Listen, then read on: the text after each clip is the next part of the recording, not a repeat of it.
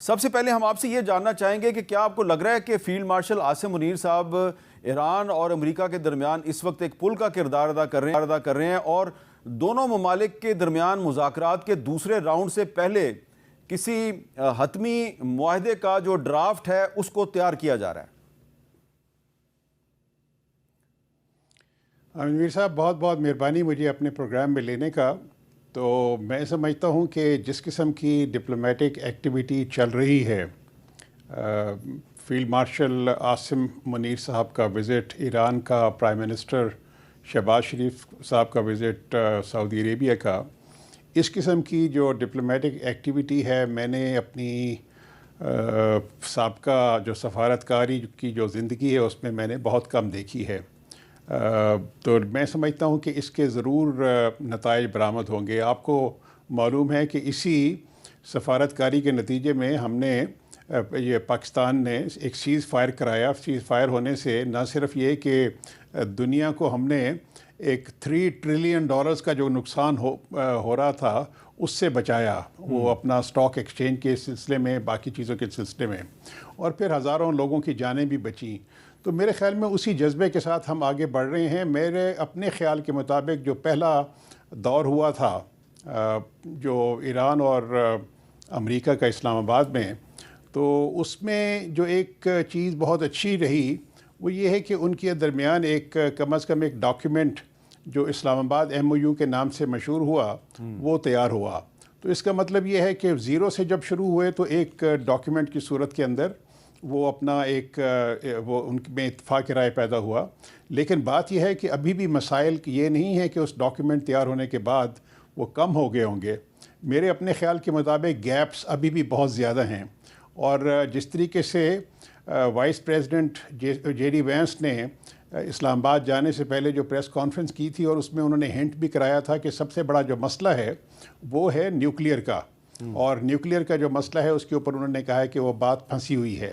تو ابھی میرے خیال میں وہ جو ڈپلومیٹک ایکٹیویٹی جو جاری ہے اس کے اندر جو چند جو اہم موضوع ہیں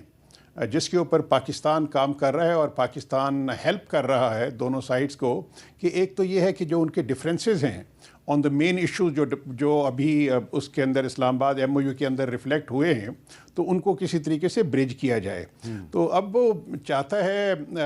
امریکہ یہ چاہتا ہے کہ جی کسی طریقے سے ایران وہ جو انریچمنٹ ہے اس کو زیرو پہ لے کے آئے. لیکن یہ ہے کہ ایران نے اس کو کہا ہے کہ جی ہم زیرو پہ نہیں لا سکتے، ہم جو پرمیسیبل لمٹ ہے NPT کے تحت یا انٹرنیشنل جو رجیم کے تحت، تو ہم ادھر تک رکھنے کو تیار ہیں. تو اور اس کے لیے وہ میرے خیال میں شاید گارنٹیز دینے کو بھی تیار ہیں. لیکن یہ ہے کہ میرا اپنا یہ خیال ہے کہ وہ جو امریکہ وہ اور اسرائیل دونوں انسسٹ کریں گے کہ یہ کسی طریقے سے وہ زیرو پہ چلے جائے، کیونکہ امریکہ کے مطابق یہ ہے کہ اگر تو انہوں نے ان کو اجازت دی چاہے 2% کی یا 3% کی، اور اس کے اوپر وہ ایک موریٹوریم بھی لگا دیا، تو پھر آنے والے دنوں میں اگر انہوں نے سینکشنز لفٹ ہو جاتی ہیں ایران کے اوپر، تو ایران کے اندر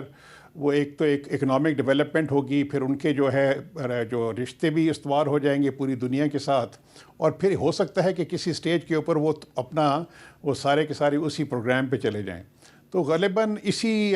جو ایک اپریہنشن کے تحت یہ ایشو جن سے ہے وہ انسسٹ ہو رہا ہے. تو یہ مسئلے مسائل جن سے ہیں چل رہے ہیں. تو لیکن مجھے امید ہے کہ جس طریقے سے وہ جو ایفرٹس ہو رہی ہیں فیلڈ مارشل کی طرف سے اور پرائم منسٹر کی طرف سے، تو وہ کسی نہ کسی صورت میں رنگ ضرور لائیں گی. جلیل صاحب، آپ نے کہا MOU جو تھا اس کا ڈرافٹ تیار ہو گیا تھا، بالکل آپ درست فرما رہے ہیں. تو وہ جو MOU ہے وہ 12 اپریل کو اتوار کا دن تھا، تو صبح 7 بجے تک تو مذاکرات چل رہے تھے. تو اس MOU کے تیار ہونے کا مطلب یہ تھا کہ کافی سارے معاملات پر مذاکرات جو ہیں وہ کامیاب ہو گئے تھے. اب آپ نے جو آئیڈینٹیفائی کیا ایک ایشو یورینیم کی انریچمنٹ والا معاملہ، تو میرا سوال آپ سے یہ ہے کہ یہ معاملہ جو 2015 میں ایران کے اور امریکہ کے مذاکرات ہوئے تھے، اور اس کے بعد دوبارہ پچھلے سال بھی مذاکرات ہوئے، پھر اس سال فیبروری میں بھی مذاکرات ہوئے عمان کی کوشش سے، کیا اس معاملے پر بھی ایرانی جو ہیں انہوں نے بہت زیادہ فلیکسیبلٹی نہیں دکھائی، اور پھر کیا اسلام آباد میں بھی انہوں نے بہت زیادہ فلیکسیبلٹی نہیں دکھائی امریکہ یہ جو ایم او یو ہے اس کو بیچ میں چھوڑ کے واپس کیوں چلا گیا؟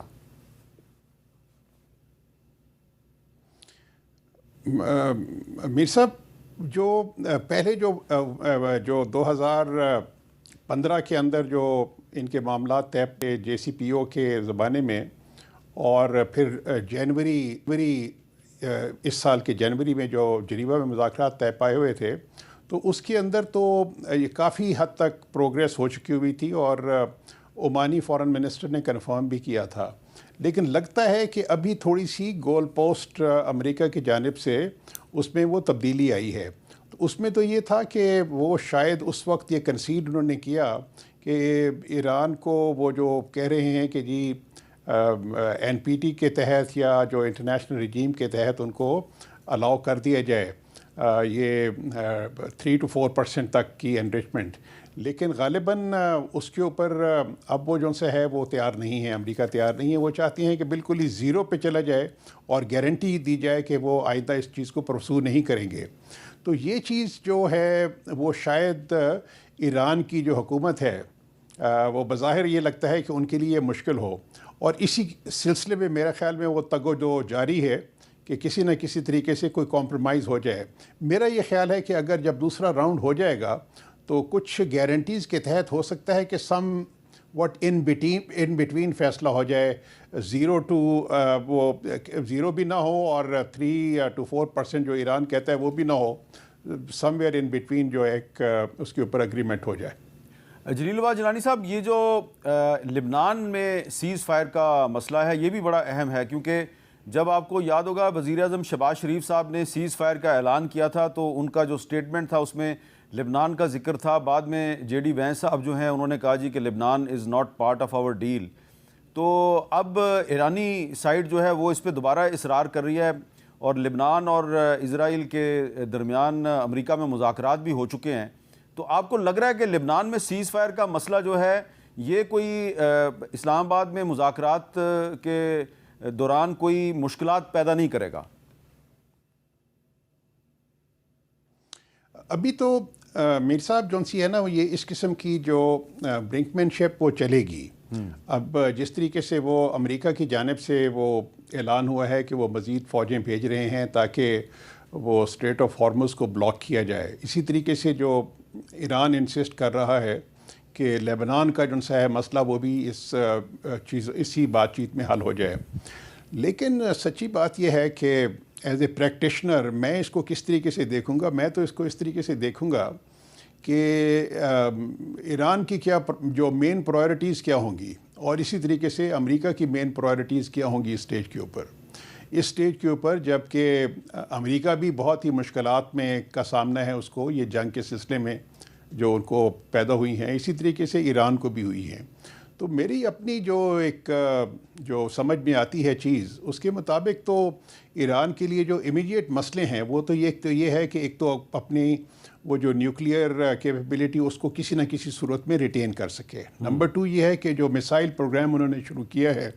اس کو بھی پریزرو کر سکے. تیسرا یہ ہے کہ وہ سینکشنز لفٹ ہو جائیں اور جو ایسٹس ہیں وہ ریلیز ہو جائیں. تو یہ چیزیں تو جون سی ہیں اگر امیڈیٹ ہے تو اس سے کافی زیادہ ریلیف ملے گی. تو باقی جون سی ہے یہ تو ہو نہیں سکتا کہ میری خواہش ہو کہ ہر چیز میرے خواہش کے مطابق حل ہو جائے اور امریکہ کی خواہش ہو کہ وہ میری خواہش کے مطابق حل ہو جائے. تو اس سلسلے میں تو وہ اس کا تو ایک اگر وہی اس چیز پہ اگر ہم انسسٹ کرتے ہیں تو اس کا نتیجہ تو پھر جنگ کی صورتحال میں ہوگا. تو میرا اپنا یہ ہے کہ دونوں سائڈز کو اپنی اپنی پرائرٹیز دیکھنی پڑیں گی. تو امریکہ کو بھی اپنی پرائرٹیز دیکھنی پڑیں گی کہ اس وقت کیا چیز ان کے فائدے میں ہے. ایک امپورٹنٹ ایشو جو کہ میں سمجھتا ہوں کہ آ سکتا ہے کہ جی فیس سیونگ، وہ بہت بڑا امپورٹنٹ ایشو ہے کہ وہ کس طریقے سے دیا جائے. امریکہ بھی چاہے گا کہ مجھے کوئی فیس سیونگ ملا جائے تاکہ میں اس کو جنگ کا خاتمہ کروں، اور اسی طریقے سے ایران بھی چاہے گا کہ مجھے بھی کوئی فیس سیونگ ملے تاکہ میرے لیے بھی جو ایک ریلیف پیدا ہو، جنگ کا خاتمہ ہو. اور مڈل ایسٹ کی کنٹریز ہیں وہ بھی یہی چاہیں گی، اور غالباً ساری دنیا کی یہی خواہش ہوگی. تو وہ تو ایک وہ چیز ایسی ہے کہ اس کو بات چیت کے ذریعے حل کیا جا سکتا ہے. مثلاً یہ ہے کہ اگر وہ بلاکیڈ ہے تو ایران تو کہہ رہا ہے کہ جی وہ اسٹریٹ آف ہارموز کھلا ہوا ہے، اس کو تو میں نے بند نہیں کیا. اور دوسری چیز یہ ہے کہ جو نیوکلیئر کے مسائل ہیں تو اس کے اوپر بھی جو سی ہے وہ جس طرح کی گارنٹیز امریکہ چاہتا ہے کہ جی ایران ویپنائز نہیں کرے گا اپنی نیوکلیئر کیپیبلٹی کو، تو اس کے لیے بھی کوئی گارنٹی وہ ان کو مل سکتی ہے.